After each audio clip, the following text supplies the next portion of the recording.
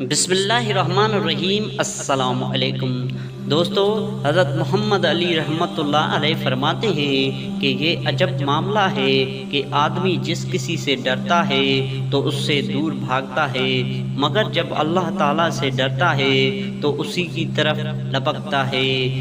جس کسی کو نیکوکاری اور یاد خدا میں پاتا ہوں تو اس کے متعلق سمجھتا ہوں کہ اس نے حلال لقمہ کھایا ہے۔ جس کسی کو بےہودگی اور بدکاری کی غیبت میں مبتلا پاتا ہوں تو خیال کرتا ہوں کہ اس کے پیٹ میں لقمہ حرام ہے۔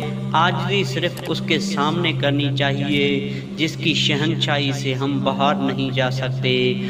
حق تعالیٰ کی محبت اس کا ذکر دوام کرنے میں ہے اور اس کا پاک کلام پڑھنا سب سے بڑا ذکر ہے۔